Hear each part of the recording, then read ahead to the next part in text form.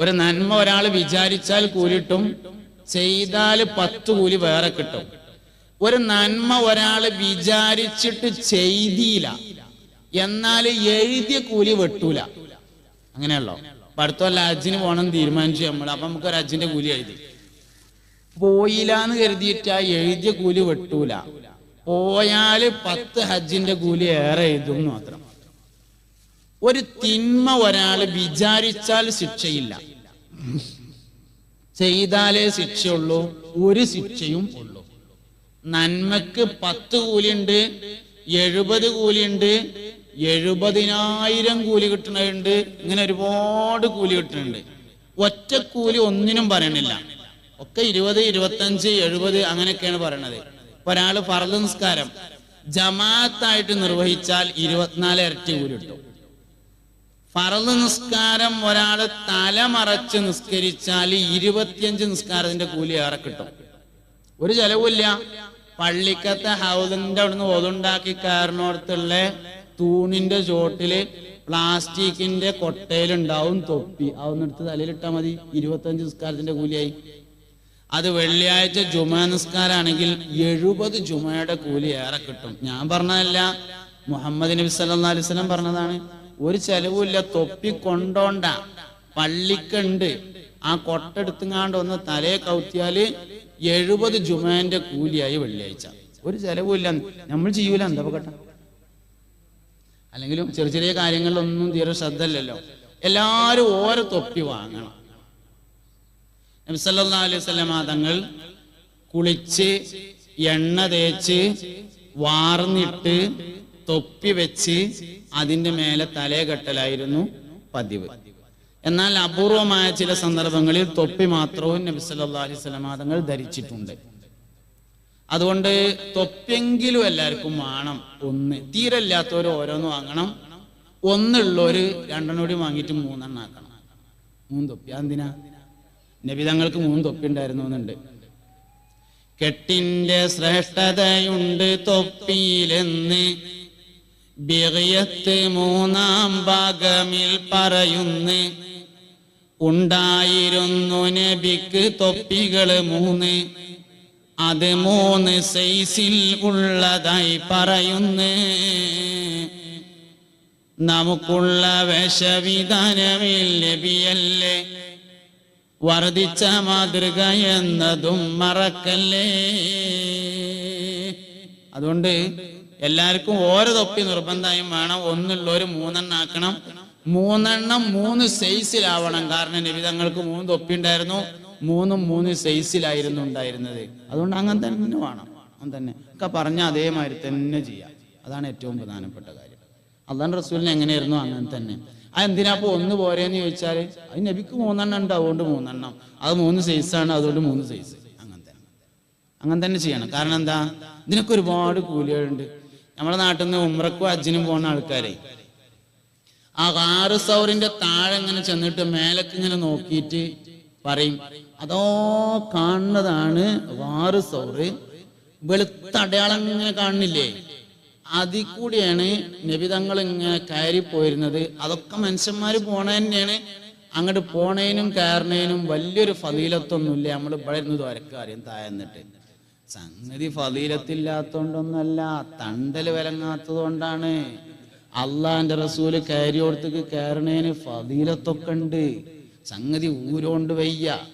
ബംഗാളികള് step ഉണ്ടാക്കിയിട്ടുണ്ട് അങ്ങോട്ട്, എന്നാൽ പോലും നമ്മളെ കൊണ്ട് കയറാൻ പറ്റൂല. അപ്പൊ പിന്നെ ഇവിടെ നിന്ന് തോരന്നാ മതി എന്ന് പറഞ്ഞാണ്ട് ദ്വാരക്കാണ്. നബി തങ്ങൾ ചെയ്തതിനൊക്കെ ഫളീലത്തുണ്ട് സല്ലല്ലാഹു അലൈഹി വസല്ലം. അതുകൊണ്ടൊക്കെ അതേമാതിരി തന്നെ ചെയ്യുക എന്നത് തന്നെയാണ് പ്രധാനപ്പെട്ട കാര്യം. മുഹമ്മദ് നബി സല്ലല്ലാഹു അലൈഹി വസല്ലം തങ്ങൾക്ക് രാത്രി ഉറങ്ങുമ്പോൾ ധരിക്കാൻ വേണ്ടി ഒരു നല്ല വസ്ത്രമുണ്ടായിരുന്നു. രാത്രി ഭാര്യയോടൊപ്പം കിടന്നുറങ്ങുമ്പോൾ ധരിക്കാൻ വേണ്ടി ഒരു നല്ല വസ്ത്രമുണ്ടായിരുന്നു എന്ന് ഇമാം തുർമുദി റളിയല്ലാഹു അൻഹു തന്റെ ശമാഇലിൽ ഉദ്ധരിച്ചിട്ടുണ്ട്. നമ്മൾ ഉള്ളിലേക്ക് കീറിയത് കടക്കുമ്പോഴെടുക്കും. അങ്ങനെയല്ല, കടക്കുമ്പോൾ ഒരു നല്ല തുണിങ്ങുപ്പായി.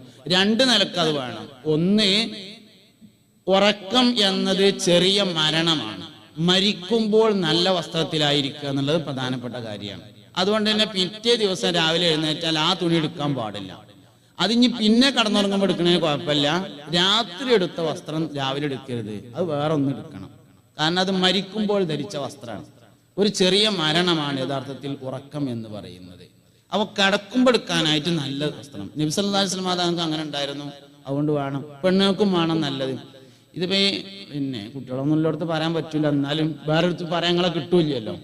ഈ ആണുങ്ങൾ ഈ റെയിൽവേ സ്റ്റേഷനിലും അതേമാതിരി പിന്നെ എയർപോർട്ടിലും അവിടെയും ഇവിടെയൊക്കെ ഇങ്ങനെ പോയി നിൽക്കുന്ന സമയത്ത് ഇതിങ്ങനെ കുറേ പെണ്ണുങ്ങളൊക്കെ കാണാം. ഈ ചന്തിയൊക്കെ ലാമിനേറ്റ് ചെയ്ത് ചേർത്ത് കുറേ സാധനങ്ങൾ. അപ്പൊ ഇതൊക്കെ ഇങ്ങനെ കാണുമ്പോൾ എനിക്ക് എൻ്റെ ഭാര്യൻ്റെ പെരയിലുണ്ടല്ലോ എന്ന് കരുതിയിട്ട് വരുമ്പോൾ ഈ കീറിയ മാക്സിയേറ്റ് വന്നാൽ എങ്ങനെയൊക്കെ അതിൻ്റെ കോലം. അതുകൊണ്ട് നല്ല തുണിയും കുപ്പായും കിടക്കാൻ പോകുമ്പോൾ എടുക്കണം. അവിടെയാണ് ഈ ലാമിനേഷനൊക്കെ വേണ്ടത്. പക്ഷെ അവിടെ അതൊന്നും ചെയ്യൂല. ലാമിനേഷനൊക്കെ പുറത്തിറങ്ങുമ്പോൾ മറ്റേ ഇങ്ങനെ തളവളറിഞ്ഞാണ്ട്. അപ്പൊ ഈ എല്ലാ കാര്യങ്ങളും ചെയ്യേണ്ട സ്ഥലം അവിടെയാണ്. ഞാൻ പറയാൻ കാരണം എന്താ വെച്ചാല് ഉറങ്ങുമ്പോൾ നല്ല തുണിയും കുപ്പായം എടുക്കണം എന്ന് പറഞ്ഞതാണ്. മുഹമ്മദ് നബി സല്ലല്ലാഹു അലൈഹി വസല്ലം തങ്ങൾക്ക് അങ്ങനെയാണ് ഉണ്ടായിരുന്നത്. എല്ലാ വിഷയത്തിലും നമ്മൾ നബി തങ്ങളെ മാതൃകയാക്കണം. നിങ്ങൾക്കറിയാം, 55 വയസ്സായ ഏതെങ്കിലും ഒരു ഭാര്യയും ഒരു ഭർത്താവും വീടിന്റെ സിറ്റ് ഔട്ടിൽ അല്ലെങ്കിൽ പുറത്തിങ്ങനെ ഇരുന്നിട്ട് ഒരുമിച്ചിരുന്ന് ഭക്ഷണം കഴിക്കുന്നത് കാണുക എന്നുള്ളത് അപൂർവമാണ്. നിലവിലുള്ളൊരു സാമൂഹ്യമായ അവസ്ഥ എന്താണെന്ന് അറിയുന്നത്, കുട്ടികളൊക്കെ കുറച്ചിങ്ങനെ വലുതായി. മൂത്തവും കുവൈത്തിലാണ്, രണ്ടാമത്തവും ഖത്തറിലാണ്. അത്യാവശ്യം വരുമാനമൊക്കെ കിട്ടി തുടങ്ങിയാൽ ഉമ്മയും കുട്ടികളും കൂടി ഒന്നായിട്ട് വാപ്പാനൊരൊറ്റ ചവിട്ടേണ്ടി വിട്ടു. വാപ്പാക്ക് പിന്നെ ആകെ 2 ജോലിയേ ഉള്ളൂ. രാവിലെ മാർക്കറ്റ് പോയിട്ട് മീൻ കൊണ്ടുവന്ന് തരിക, വൈകുന്നേരം ടോർച്ച് എടുത്തുകൊണ്ട് പള്ളിയേക്ക് പോവുക. വേറൊരു പണിയില്ല, വേറെ ഒന്നിനും വാപ്പാനെ പറ്റൂല എന്ന പോലായി. നമ്മളെ നാട്ടിലുള്ള ഓരോ അവസ്ഥകളാണ്. വാപ്പ എന്നും വാപ്പയായിരിക്കണം, ഉമ്മ എന്നും ഉമ്മയായിരിക്കണം. ഇത് വളരെ പ്രധാനപ്പെട്ട ഒരു കാര്യമാണ്. നമുക്ക് ആ ഒരു വിഷയങ്ങളിലൊന്നും യാതൊരു ശ്രദ്ധയില്ല, യാതൊരു ശ്രദ്ധയും നമുക്കില്ലാതാണ്. അപ്പൊ ഞാൻ ചോദിച്ചത്, 55 വയസ്സായ ഏതെങ്കിലും ഒരു ഭാര്യയും ഒരു ഭർത്താവും സിറ്റ് ഔട്ടിലിരുന്ന് ഒരുമിച്ച് ഭക്ഷണം കഴിക്കുന്നത് കാണുക എന്നുള്ളത് അപൂർവമാണ്. എന്താ? നബി സല്ലല്ലാഹു അലൈഹി വസല്ലം തങ്ങള്, ആയിഷ ബീവി പറയാണ്, നബി തങ്ങൾ രാവിലെ പാല് കറക്കും. മുഹമ്മദ് നബി സല്ലല്ലാഹു അലൈഹി വസല്ലം രാവിലെ പോയിട്ട് പാലിറക്കും. അപ്പൊ നബി തങ്ങൾ പാലിറക്കുമ്പോൾ ആയിഷ ബീവി കട്ടൻ ചായ ഉണ്ടാക്കി ഇക്കാരെന്നാ നമുക്ക് തോന്നുന്നത്. അങ്ങനെയല്ല, അന്ന് കട്ടൻ ചായ ഉണ്ടാക്കുന്ന പരിപാടിയൊന്നുമില്ല. ആയിഷ ബീവി വെറുതെ ഇരിക്കുക. നബി തങ്ങൾ പാലിറക്കും. പാല് കറന്നിട്ട് ആ പാത്രേറ്റ് വന്നിട്ട് എനിക്ക് തന്നിട്ട് പറയും, യാ ആയിഷു, ആയിഷ ഇശ്റബി, കുടിക്ക് എന്ന് പറയും. അങ്ങനെ ഞാൻ ആ പാല് ഇങ്ങനെ കുടിക്കുമ്പോ നബി തങ്ങൾ ഇങ്ങനെ നോക്കി നിൽക്കും. 63ാമത്തെ വർത്താന ഞാനീ പറഞ്ഞത്. 63ാമത്തെ വയസ്സിലെ വർത്താനാണ് ഞാനീ പറഞ്ഞത്. ഞാനിങ്ങനെ പാല് കുടിക്കുന്നത് നബി തങ്ങൾ നോക്കി നിൽക്കും.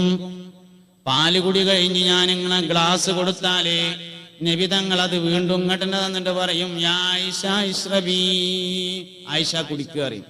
ഞാൻ വീണ്ടും കുടിക്കും. അപ്പോഴും നബി തങ്ങൾ നോക്കി നിൽക്കും.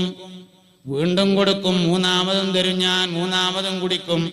3 പ്രാവശ്യം ഞാൻ പാല് കുടിച്ചു കഴിഞ്ഞാൽ എൻ്റെ അടുത്ത് നിന്ന് ഗ്ലാസ് വാങ്ങിയിട്ട് പാത്രം വാങ്ങിയിട്ട് നബി തങ്ങൾ ആ പാത്രം ഒന്നിങ്ങനെ തിരിക്കും.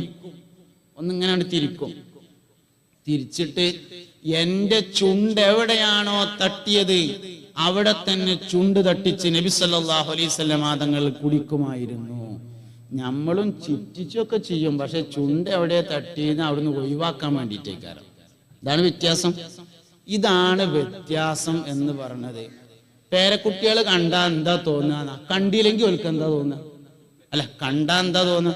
ഏത് പേരക്കുട്ടിക്കാ അറിയാത്തത് വല്യമ്മാനെ വല്യപ്പ കല്യാണം കഴിച്ചു കൊടുക്കുന്നതാണ്?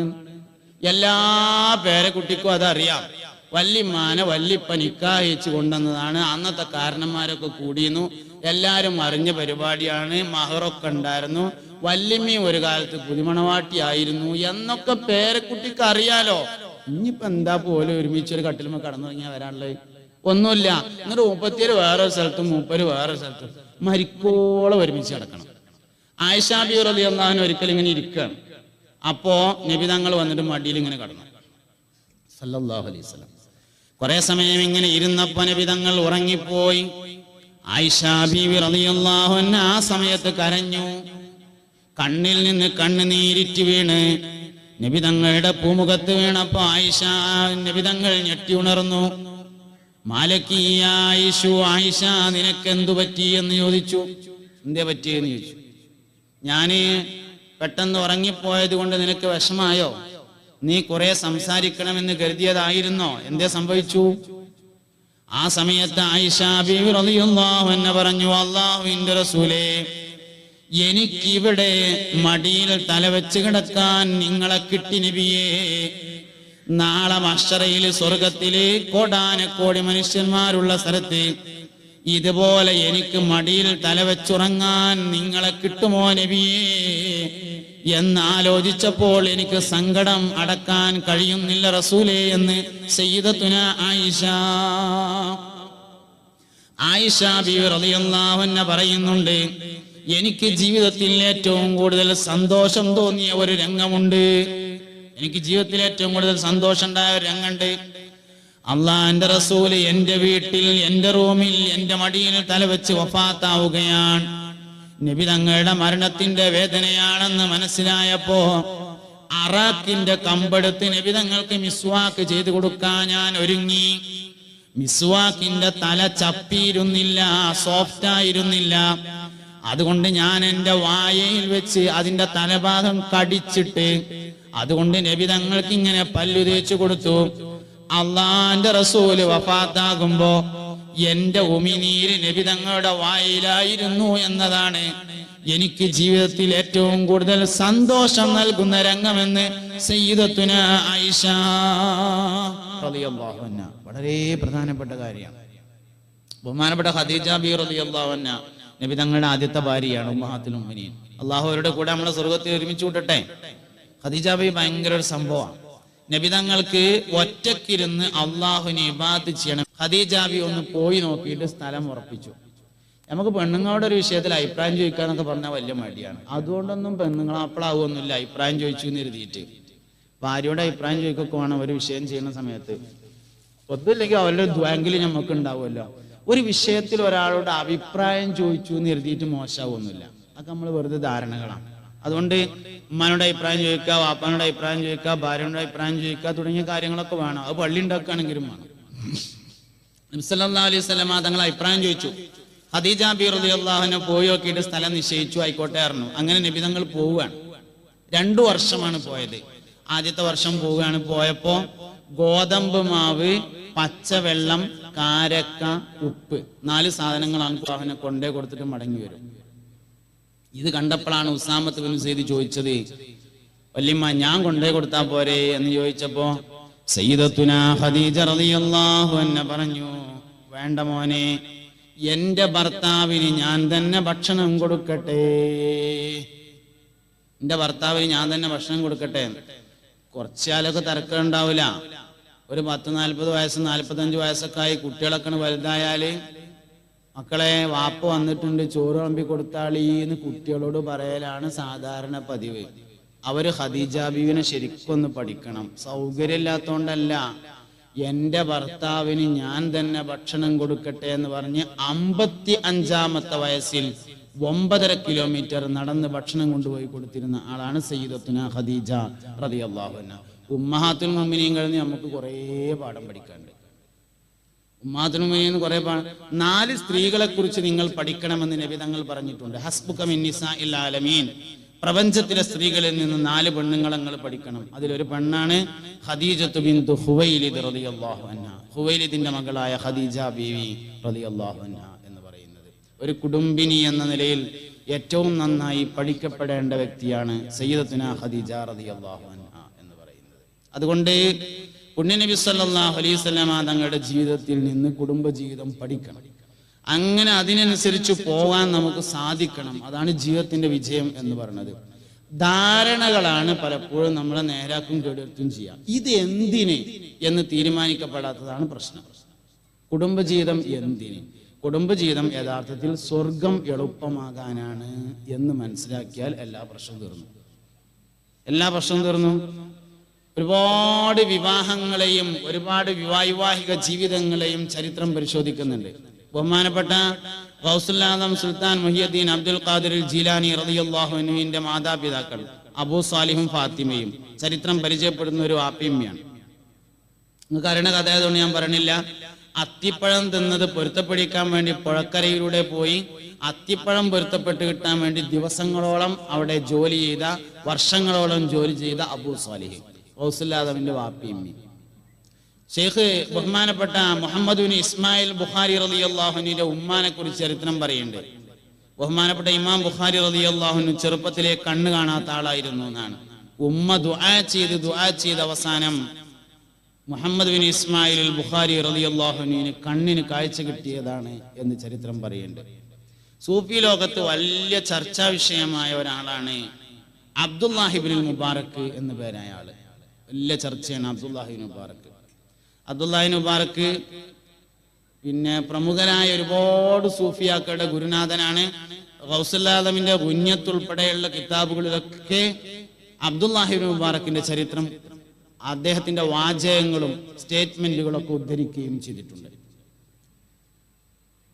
മഹാനവറുകളുടെ ചരിത്രം എന്ന് പറഞ്ഞത് നൂഹ് ബിൻ മറിയം എന്ന പേരായ ഒരാളുണ്ടായിരുന്നു. നൂഹ് ബിൻ മറിയം എന്ന് പറഞ്ഞിട്ട് വലിയൊരു പൈസക്കാരൻ്റെ ഒരു മുതലാളി. ആ മുതലാളിയുടെ തോട്ടത്തിൽ ജോലി ചെയ്തിരുന്ന അടിമയായിരുന്നു മുബാറക്.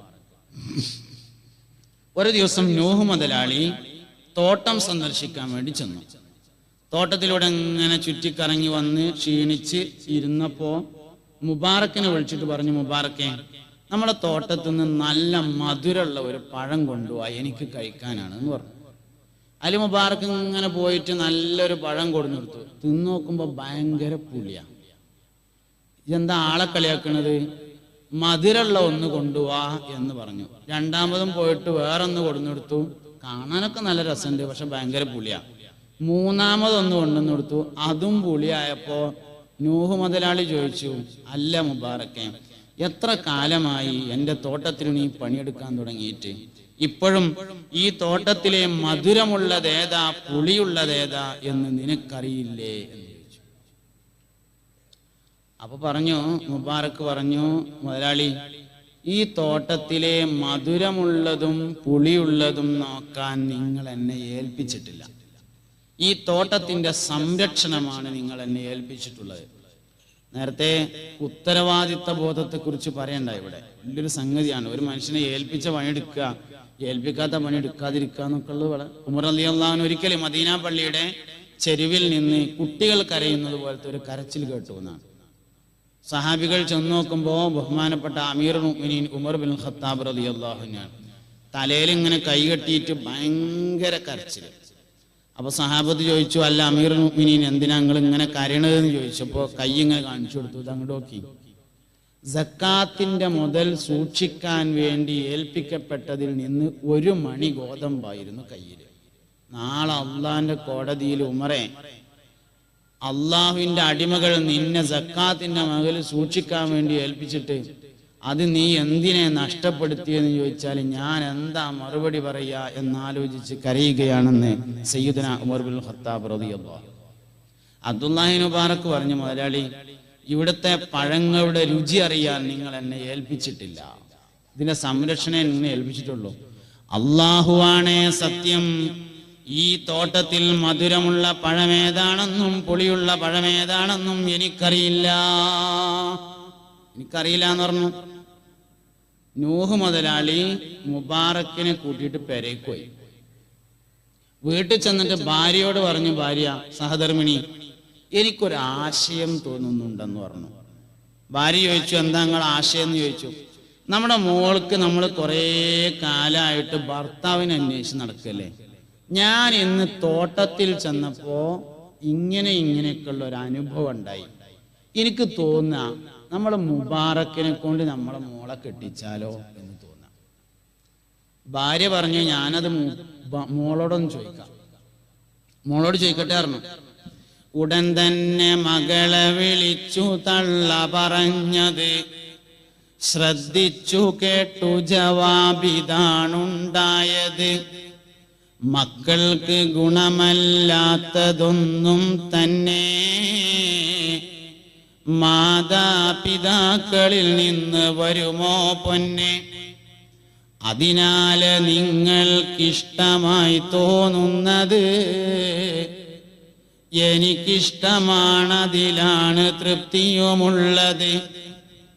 ഉടൻ തന്നെ താൻ തൻ്റെ അടിമയെ ഇത്ഖാക്കി ഒരു ചെറിയ സദ്യ നടത്തി മരുമകനാക്കി ലോകത്ത് എമ്പാടും പ്രസിദ്ധം ഉള്ള